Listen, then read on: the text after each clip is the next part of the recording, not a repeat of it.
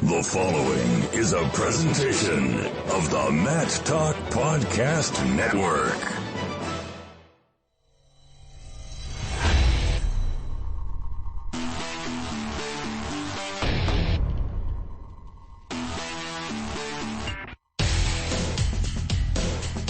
And welcome back, wrestling fans, to another episode of the Short Time Wrestling Podcast. This show's news, reviews, previews, and interviews about all things relevant to the world of wrestling. Today, we're going to get ready for the Grapple, the Garden, the 6th annual Grapple the Garden. Today, our guest, once again on the program, Director of Sports Events and the Executive Producer of the Grapple at the Garden, Mr. Dylan Wanagiel. Dylan, it's becoming a yearly thing. Welcome back to the program.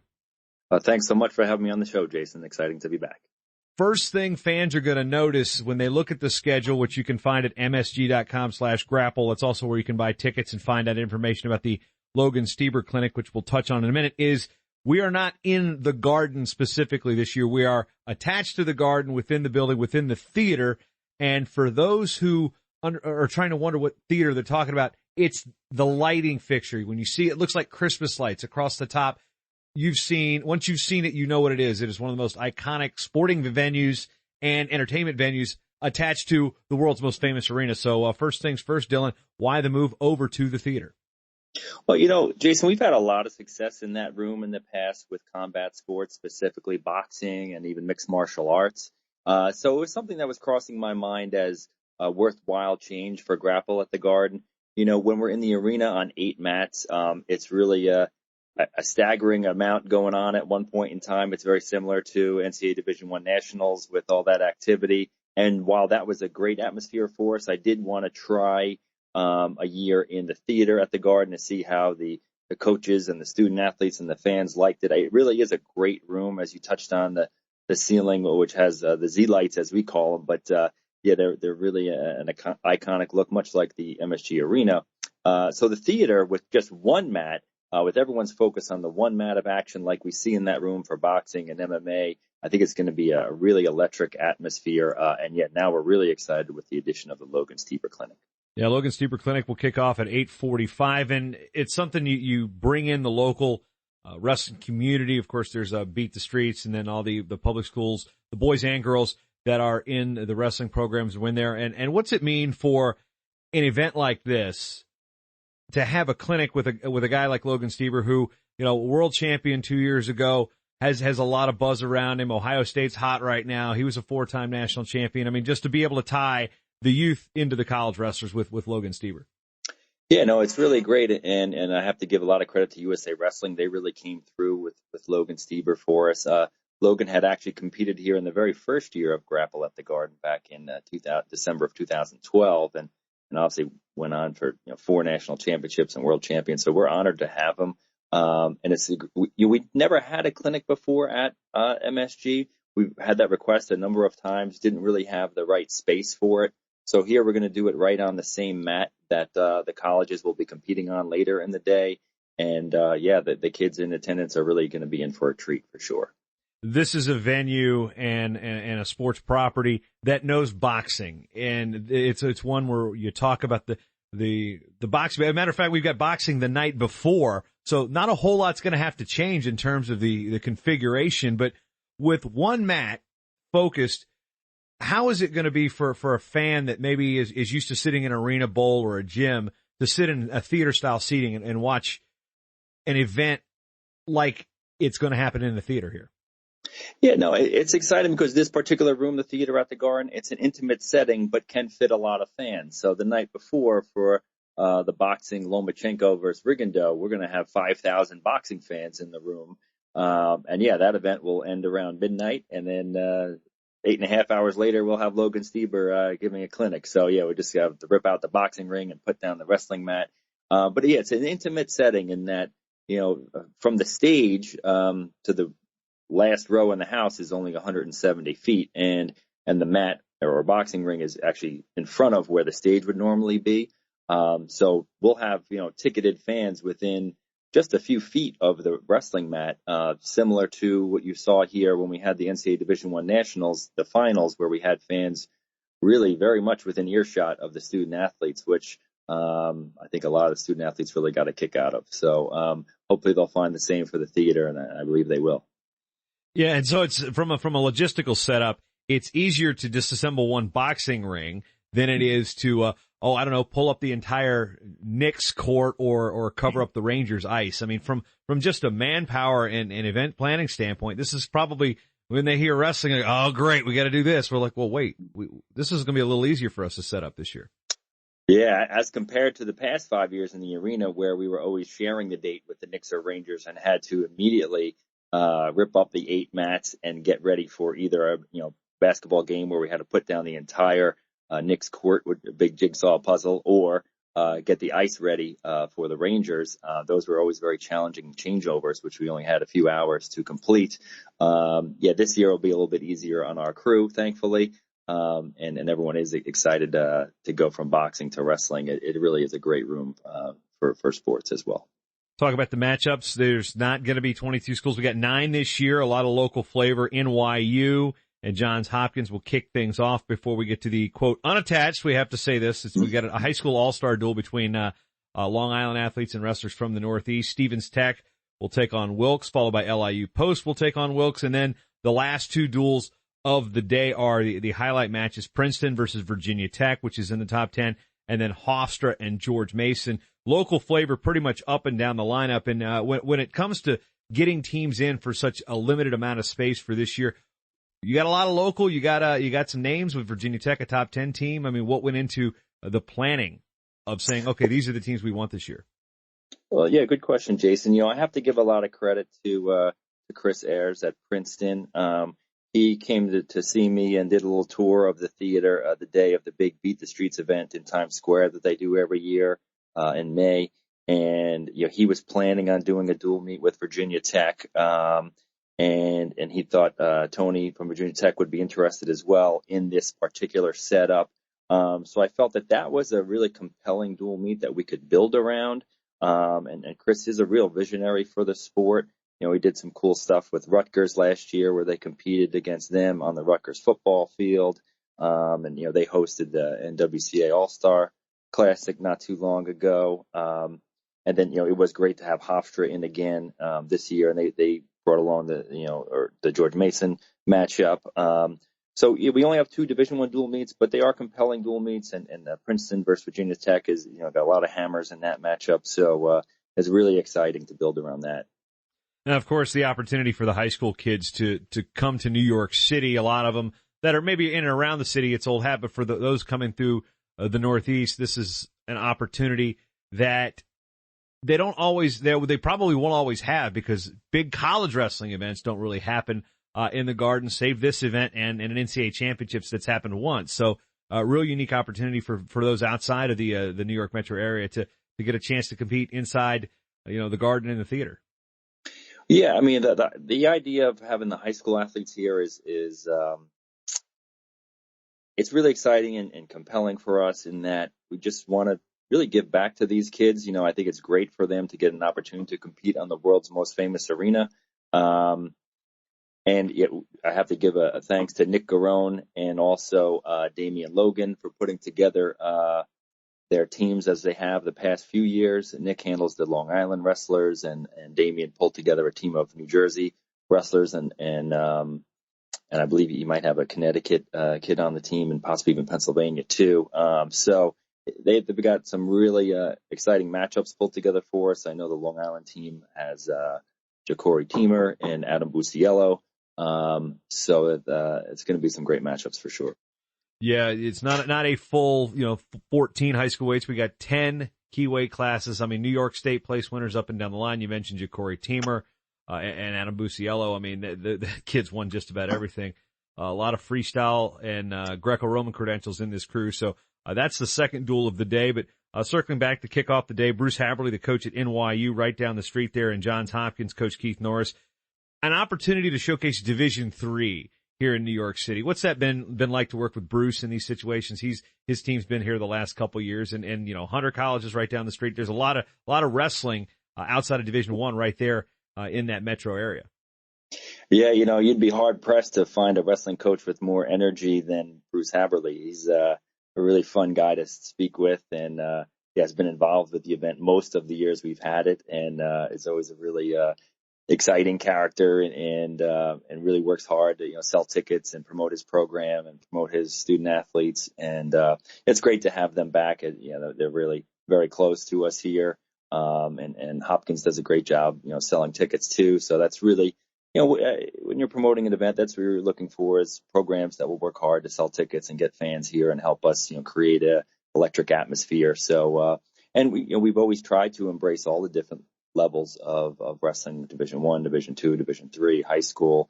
We've had youth in past years. We've had club level wrestling in past years. So it really is a celebration of the entire sport. Yeah, that's one thing that has been kind of in the mix as it terms of how we're talking about this: a showcase, a celebration. One mat you elevate it. Wilkes is coming in. They're going to get 2 duels out of Pennsylvania. Stevens Tech right across the river in Hoboken. Joe Fabia, and, talked about Bruce Haverly. What's Joe Fabia right across the river, like I said, in Hoboken. The Ducks coming in. That's got to be a nice little draw, too.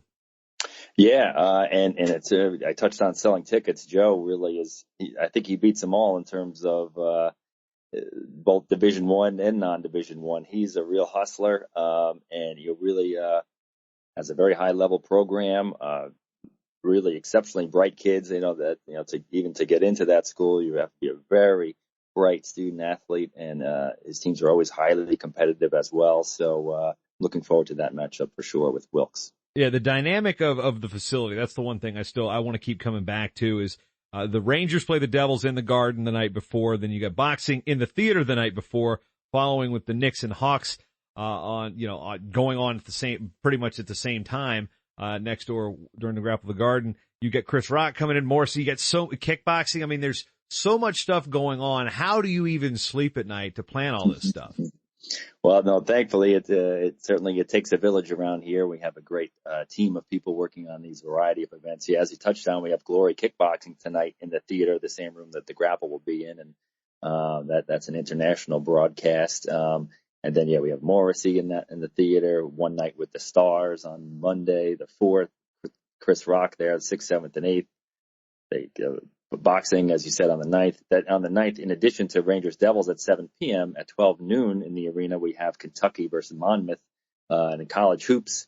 We got the Jingle Ball concert on Friday night, and then Knicks Hawks Sunday night. Right as we're wrapping up Grapple at the Garden, that Knicks Hawks game will be kicking off. So it's a very busy building, exciting time of year to be in New York City, and I encourage all the fans in the tri-state area to come out and support the sport and enjoy some wrestling.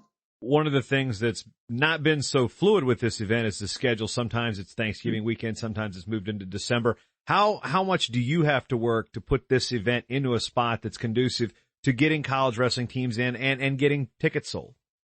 Yeah, certainly that is without question the most challenging part of all this, is finding a date that A, works for the building, and B, works for enough good college teams to make the event compelling for the fans. We had done that Thanksgiving weekend about 3 of the 5 years, and although we pulled it off successfully, I think some of the coaches like to give their wrestlers off that weekend if they can, let the student athletes enjoy that weekend. So the goal was to get off of that weekend if we could, and we were successful in doing that. And we happened to have this Sunday, December 10th available in the theater. So it really was the perfect storm to try out the new venue, the new format, give it a good year, promote the heck out of it. And now with landing Logan Stieber for the clinic, it's really going to be a great day for wrestling, a unique day, and looking forward to seeing all the fans out here next Sunday, the 10th. From a promotional standpoint, this will be live on Flow Wrestling, and yours truly will be coming in with Scott Casper to do the PA. No Brian Hazard, no Natanya this year. Yeah, I mean, there's a few things that are sacred in this world if you're Natanya Levioff, and one of those is Army-Navy, so she's not going to be with us, and Hazard be coaching during his high school season, but you got me and Scott out there, so we'll pump that up as well, and then that's live on Flow. Yeah, no, thank you very much for that. Yes, we'll miss both Natanya and Brian. They're great friends of the Garden and of the Grapple at the Garden event, and we look forward to catching up with them down the road for sure. But very thankful to have you and Scott helping out with the event and pumping up the crowd and educating everyone on what they're watching. It's going to be an exciting day for sure. Now, when you get around to putting all this work and all these events, where does this event stand up in terms of, there's that personal interest in things. It seems like you've really kind of this event. I mean, you're the executive producer of the event, but it's like this event seems to have some added importance, it seems. No question, this event really is like a child to me. It's something that I've had a lot of help with here at the Garden. We have a great staff, and it's been great since we launched it in 2012 and decided we wanted to get into the wrestling business. And then, that did lead to the NCAA Division I championships in 2016, which is still something that people talk about here on a routine basis. Almost every day there's a reference to that event and how great it was and how historic it was. So, this is, a really unique event for us. Having not wrestled myself, I've come to appreciate the sport and the work ethic among the wrestlers and the coaches. It's really admirable, and it really feels like these student athletes deserve their time to shine on the world's biggest stage, and that's the Garden. And we're really excited for the 6th annual event for sure. What things have you learned over the years, whether it be dealing with wrestling coaches or knowing where there's, warm-up rooms, showers, facilities? I mean, what has gotten this to the point where it's like, okay, no matter the format, I'm ready for it? Well, it's great that the student athletes are pretty low maintenance and will adapt to whatever space we give them in terms of areas to warm up in or areas to use as locker rooms or areas to shower. They are very low maintenance and will follow direction and adapt to the unique circumstances that often are our building and the amount of different events we have going on and coexisting with all sorts of other craziness. So I've learned that they're very adapting group for sure, thankfully. What do you have planned for this? I mean, where do you want to see this event go in future years? Jason, that's a great question. Maybe we'll return back to the arena if we, again, find a date and have a date that's compelling for enough good Division I teams. Or, we may find coming out of this event this year that, wow, this really was the right room for this event. And with the right teams, this could be in a really electric atmosphere in the theater. Long term, we definitely want to stay involved in the wrestling business and look to grow this event for many years to come, for sure. You had mentioned the NCAA championships back in 2016. New York did not get one of the 4 that were announced, but where was Madison Square Garden in that bid process? Were you guys actively bidding for another NCAA championships, and how soon do you guys want to get that back at the Garden? Sure, yeah, we very much were involved in the bidding, and as much as it was disappointing to not receive one of those 4 years, like a wrestler who suffers a defeat, we're going to dust ourselves off and work hard at our bid for next time around, and hopefully we'll be successful. I know 2023 through 2026 is the next cycle, so we'll certainly be back at it again and bidding to hopefully get that just amazing, breathtaking event back at the world's most famous arena. It's one of those things when they go out this far, you're like, okay, 2026. And it's like, oh, all right. But then I realize, wait, that's 9 years from now. And my oldest daughter will be 14. That's what scares me, is that potentially it could be my kids could be teenagers by the time I get back to announce an event there.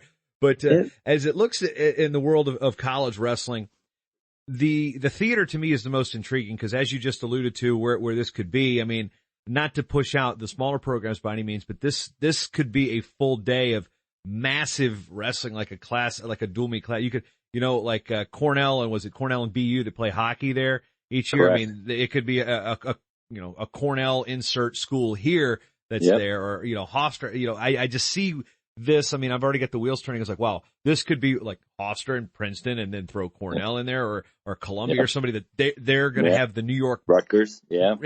Rutgers, big duel there. That's like, ooh, this could be a big thing. So my wheels are turning. I'm getting excited. I'm like waiting for this. Like, as much as I like the inside of the Garden, I'm kind of hopeful to see this theater thing take off as well. Yeah, no, I really think you personally will enjoy it, and yeah, I like where you're going there. I do think that this room for wrestling has huge potential.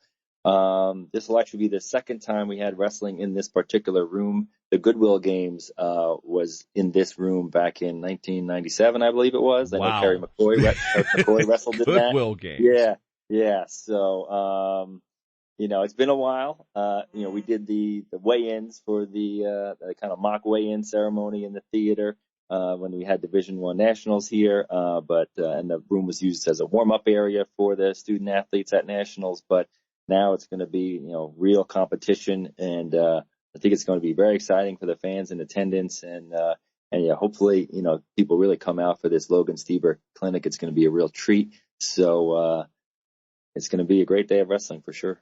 One thing I really want to make sure that I draw attention to is the staff, the support staff, and the people that this is their job, whether they're not necessarily working in wrestling, but they're working in events. And I know that our experiences at the Grapple at the Garden and with the NCAA championships, guys like Damian Santucci and Joan Esposito, those people have really been huge part, especially Damian, who is probably the best producer I've ever worked with ever. And anything, because he's a pro. It's sitting there, and I almost get spoiled going if I have to go to an event, and these people know what they're doing, but I'm sitting there like, man, just the timing, the cues. He makes, like, for me, from my perspective, he makes me do my job better just by him being there and being so good at what he does. Well, yeah, I'm sure he will appreciate the shout out. Yes, and part of what we do here, it's really the event presentation and putting on a show for the fans is really critical, and that's how we see ourselves as differentiating ourselves.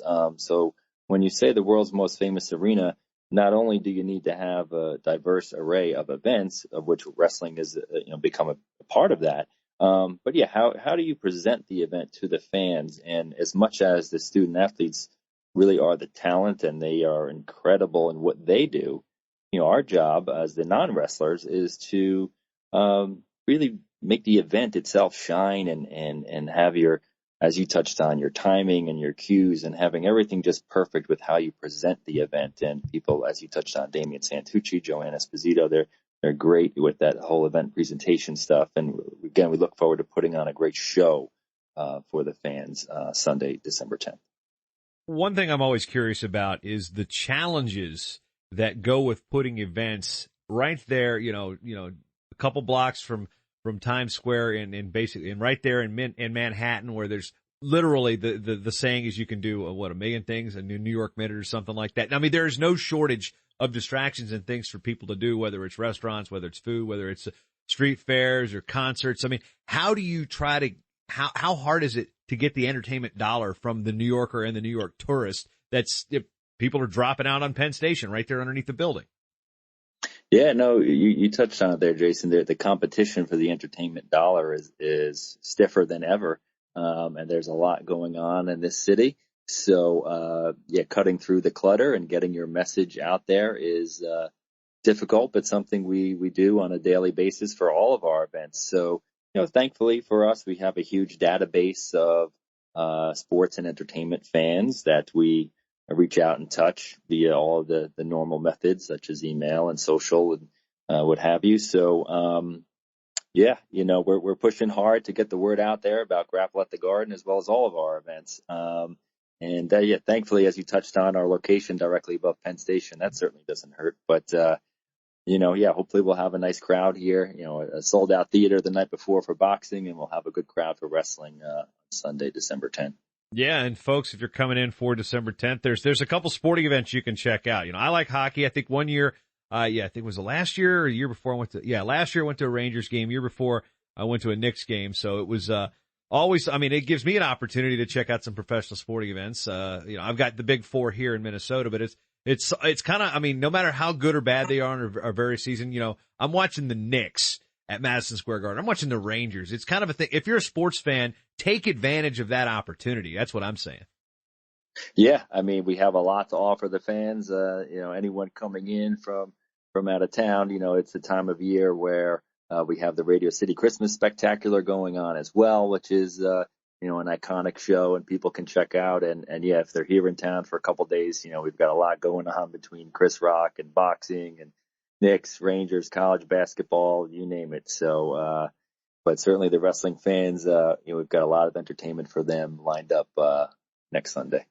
And once again, Grapple at the Garden, 6th annual. You can find out the schedule and ticket information at msg.com/grapple. Watch live on Flow Wrestling. Of course, all your favorite teams that are competing will have their social media accounts. And once again, NYU Johns Hopkins, the Long Island versus Northeast High School Unattached Dual Meet, Stevens Tech and Wilkes, LIU Post and Wilkes, Princeton and Virginia Tech, finally closing things out with Hofstra and George Mason. Dylan, any final thoughts as we head into year 6 of this just absolutely fun event? And by the way, no hints about Christmas gifts because I know Tiffany's is right down the street. No, really excited. Like I said, a celebration of the sport of wrestling. Anyone who's ever had a singlet on or has any connection to the sport, please come on out and join us Sunday, December 10th. The clinic with Logan Stieber is a real unique opportunity, especially for the younger generation who's just learning about technique and mindset of wrestling. I think they'll really they won't want to miss out on Logan Stieber being here at the Garden, and then all the great dual meets that you touched on Sunday, December 10th. MSG.com/grapple for tickets, and it's going to be a great day. The Short Time Wrestling Podcast is proudly outfitted by Compound Clothing. Shirts, singlets, custom gear orders, everything you need. Call up Cliff and the crew at cmpteamwear.com. First time listening? Well, you can change that by going to MattTalkOnline.com/GetShortTime to subscribe on Apple Podcasts or listen on your favorite podcatcher at MattTalkOnline.com/listen. This show is part of the Matt Talk Podcast Network. For more wrestling podcasts, head over to MattTalkOnline.com.